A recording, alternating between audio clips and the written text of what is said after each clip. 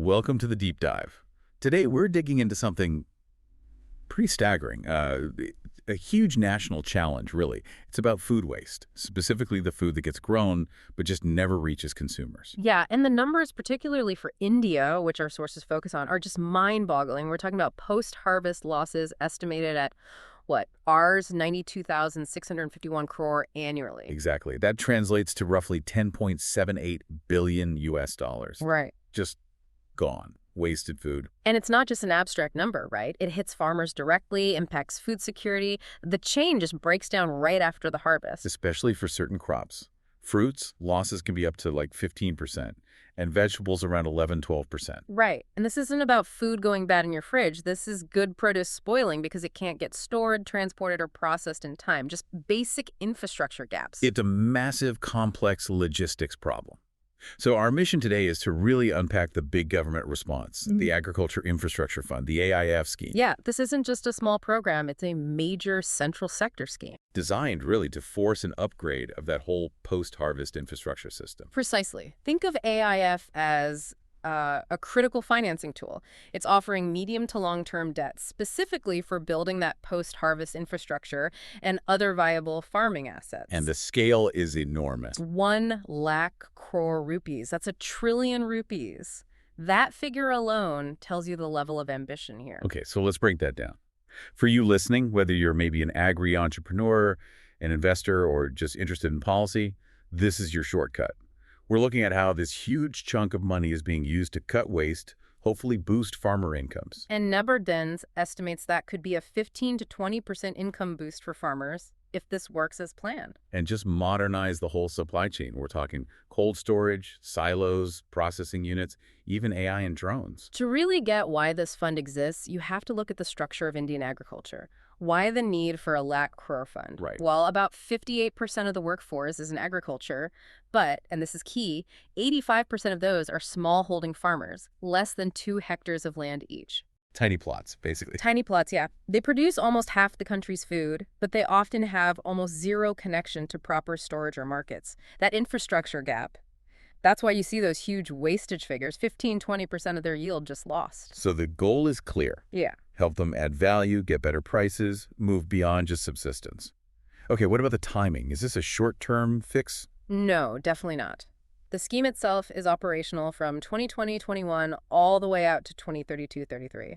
It's a long-term vision. 10–12 years. But there's a catch. The actual disbursement of the loans, getting the money out the door, that has a tighter deadline. It needs to be completed by the end of financial year 2025-26. Ah, okay. Yeah. So the building phase, the investment phase, is meant to happen pretty fast, like right now. Exactly. There's a real sense of urgency. And you see that in the progress numbers. As of June 2024, they'd already sanctioned 43,391 crores. Wow, nearly halfway sanctioned. And dispersed 28,171 crores. So yeah, the money is moving. They're mobilizing almost half the fund in just the first few years. That's a serious pace. Yeah. So who's getting this money? Who are the eligible players here? It's actually a very wide range, which suggests they want this to reach deep into the system. You've got primary agricultural credit societies, or PACS. The local co-ops. Right. Then FPOs, farmer-producer organizations, self-help groups, joint liability groups, agri-entrepreneurs, startups. Even the big agricultural produce market committees, the APMCs. And state-backed PPP projects, too. Yes. Public-private partnerships sponsored by state or central agencies are also eligible. It's broad. Okay, that diversity is interesting. But you mentioned something about regulating private investment. How does that work? Yeah, this is quite a clever mechanism, I think. They want private investment, but they also want it spread out geographically. They don't want one company building a massive hub in just one place. So how do they manage that? Through a cap. A single private entity, like one farmer or one startup, can fund a maximum of 25 projects using AIF. 25. Okay. That sounds like quite a lot. It is. But here's the crucial part. Each of those 25 projects must be in a different location. And location is defined very specifically by a unique local government directory code, an LGD code. So like one project per district or administrative block, something like that. Pretty much. It forces that private investor to spread their projects across different regions instead of concentrating everything in one potentially very profitable area. Preventing monopolies and ensuring wider reach. Got it. Does this cap apply to everyone? No. Importantly, it doesn't apply to cooperatives, FPOs, federations, or state agencies. The assumption is their structure already serves a broader base. Okay, that makes sense. A really interesting way to encourage decentralization. Now let's get into the financials. This is where it gets really interesting, right? How do they make borrowing attractive? This is the core incentive, interest subvention. Basically, a discount on the interest rate. How much of a discount? It's a 3% per annum subsidy on the interest rate. So whatever the bank charges, the government effectively pays 3% of it. 3%. That's significant. Are there limits? Yes, and this is really important. The 3% subvention is available for a maximum of 7 years on the loan. And critically, it only applies up to a loan amount of 2 crore. Ah, okay. So only on the first euro 2 crore of any loan. Why that specific cap? It's a deliberate policy choice. By capping the subsidy at euro crore, they're incentivizing smaller, more localized projects.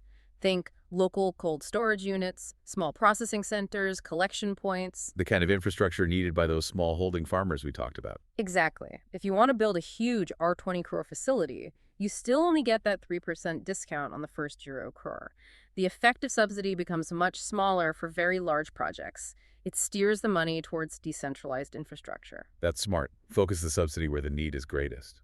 What about the APMCs, the big wholesale markets? You mentioned they're eligible. Yes, and they get some flexibility. An APMC can actually get AIF funding for multiple projects within its designated market area as long as they're for different types of infrastructure. So they could get a loan for cold storage. And another for a sorting unit, and maybe another for a grading center, all within the same market complex. And the subvention applies to each. Yes, the 3% interest subvention applies to each of those different projects, each capped at that euro 2 crore loan amount. It's a big push to create integrated facilities at these key market hubs. Okay, so the borrowing is cheaper. But what about the lenders? The banks, the NBFCs? Lending to agriculture can be seen as risky. How does the scheme get them on board? Through risk mitigation, specifically credit guarantees. Meaning the government backs the loan. Essentially, yes. For loans to MSME units up to that euro crore limit, there's coverage provided by the CGTMSE, that's the Credit Guarantee Fund Trust for micro and small enterprises. For FPOs and similar groups, the guarantee often comes via NEPS and ROCSHA. And who pays for this guarantee? Normally there's a fee. The government pays the fee. That's crucial. It removes both the cost and a significant chunk of the default risk from the lending institution. Makes them much more willing to say yes to AIF applications. Okay, so cheaper loans for borrowers, less risk for lenders. That's a powerful combination. What about repayment terms? They're quite generous, designed for long-term viability. The maximum repayment period is 10 years. And that includes a moratorium period, a payment holiday at the start, which can be anywhere from 6 months up to 2 years, depending on the project's needs. Gives the project time to get up and running before payments kick in. Exactly.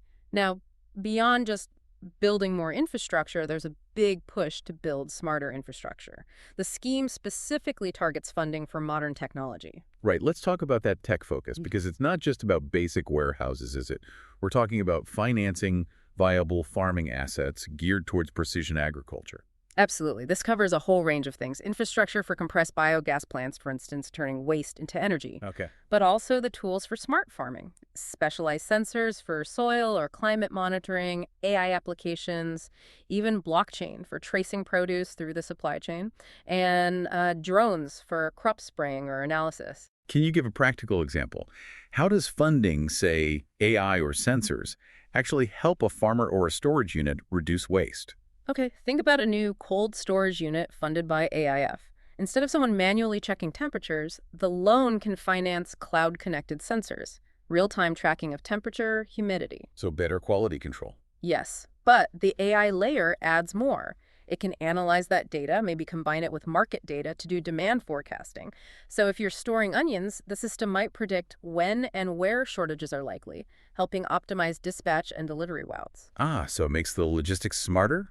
Saves fuel, reduces spoilage during transit? Precisely. Reduces costs, makes the whole operation more efficient. And it means that expensive cold storage space isn't sitting idle as much.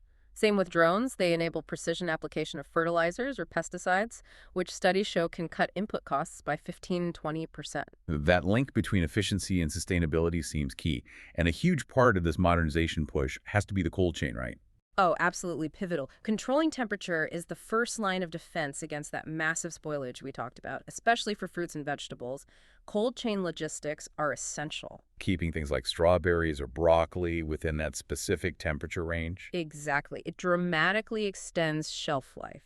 We've seen examples like lettuce normally last maybe 2-3 days locally, Right, but with a proper cold chain, pre-cooling, refrigerated storage, transport, you can potentially extend that to 10 or 12 days. which completely changes the game for market access. Yeah. Suddenly you can ship much further, maybe even export. That's the idea. And that reliable cold chain is what gives farmers the confidence to shift to higher value, more perishable crops. They know their investment won't just rot before it gets to market. That's crucial for hitting that 15–20% income increase target. And the market definitely sees the potential. The cold chain sector in India was valued at what? 2,028,700 crore in 2024. Yeah, and it's projected to grow significantly. Forecasts suggest around 10.86% compound annual growth, reaching over 6,000 crore by 2033. AIF is clearly pouring fuel on that fire. Now, AIF also funds integrated processing, but you mentioned there are some specific rules or exclusions. Yes, the policy is quite deliberate about what kind of value addition it supports. It's focused on primary and secondary processing that increases food viability or utilizes waste streams. Can you give some examples of what's in and what's out? Sure, take cereals. Milling grain into flour or suji, that's eligible. Basic necessary processing. But using that grain to produce alcoholic beverages, that's specifically ineligible. Okay, same for fruits and vegetables. Same logic. Canning, freezing, pulping fruit, making juices or jams, that's eligible integrated processing. But making fruit wine or other alcoholic drinks, not eligible under AIF. Interesting. Any other examples? Yeah, like with jute processing. If you use the leftover bagasse, the fibrous waste, to make paper or board, that's considered eligible value addition from a waste stream. But simply weaving the primary jute fiber into cloth or bags, that's considered basic manufacturing, not the kind of post-harvest value addition the scheme targets. So it's really focused on reducing food loss and adding value in the food chain itself, not general manufacturing or alcoholic beverages. Pretty much sums it up. Okay, that clarity is helpful. Let's switch gears slightly to implementation. With such a huge amount of money, how is the government keeping track and ensuring it's used effectively? Transparency and monitoring are built in. There's a central online platform and MIS management information system. All applications go through this. So it streamlines the process. Yes, it gives applicants a clear view of interest rates, benefits, and helps speed up approvals. But it's also a monitoring tool. And what about the actual physical assets being built? How do they track those? This is non-negotiable. Geotagging. Every single asset created with AIF financing, every silo, every cold room, every processing unit must be geotagged. Meaning its exact GPS coordinates are recorded. Exactly. And then there are national, state, and district-level monitoring committees that use this data for oversight. It verifies that the infrastructure was actually built where it was supposed to be built and allows for ongoing monitoring of its use. Accountability built right in. Yeah. You also mentioned something called convergence, combining AIF with other schemes. Right. This allows beneficiaries to leverage other government support. So if you're eligible for a grant or a capital subsidy under another scheme, maybe like the PMFME for food processing or PMKSY for irrigation. You can combine that grant with an AIF loan. Yes, you can stack them. It helps improve the project's overall viability. But there's one important condition. Which is? Any capital subsidy received from another scheme counts towards the mandatory minimum 10% promoter's contribution required for the AIF loan. So you can't use the grant to completely replace your own investment. You still need to have some skin in the game. Exactly. Ensures promoter commitment. Okay, looking at the bigger picture then. This is a massive, complex scheme. What does it mean in terms of, say, social equity or regional balance? Does it address those? Well, there's a stated emphasis on inclusivity. The guidelines include targets for reaching, like Chandigarh gets a tiny fraction, maybe 9 crore. Now, the logic is tied to production value, but it does raise questions about whether this approach adequately addresses infrastructure needs in states or regions that might have lower overall output, but still have critical gaps and high wastage percentages. So ensuring genuine accessibility and impact across diverse regions, despite the allocation formula, remains a key challenge to watch. Absolutely. It highlights the difficulty of designing a single national scheme to fit vastly different regional economies and needs. Okay, so let's try and summarize the key takeaway for you, the listener. The Agriculture Infrastructure Fund is, well, it's a huge, carefully structured financial intervention. Yeah, using tools like interest subvention capped at that euro crore level and credit guarantees to really push investment. Focused squarely on cutting post-harvest waste by funding modern, often decentralized, integrated, and increasingly digital infrastructure, especially that crucial cold chain. And the ultimate goal is boosting farmer incomes, potentially quite significantly. Right. Connecting this all together then, what's the final thought on AIF's potential success? I think looking bigger picture, success won't just be measured by the loan sanction figures, even though they're impressive already. The real test is the on-the-ground effectiveness of those geotagged assets. Did they actually get built where needed? Did they reduce waste? And crucially, did they translate into that promised 15–20% income boost for small farmers? Did the state allocations truly bridge the specific regional gaps? That's the litmus test over the next decade. That really is the core challenge. Which leaves us with a final thought for you. We started with that enormous $10.78 billion annual loss figure. Given that scale and the policy choice to limit individual private entrepreneurs to just 25 geographically dispersed projects, does AIF strike the right balance? Is it enough incentive and speed to truly tackle the massive scale needed to cool India's entire agricultural output? Or does regulation perhaps limit the potential for rapid, large-scale private investment? Something to chew on.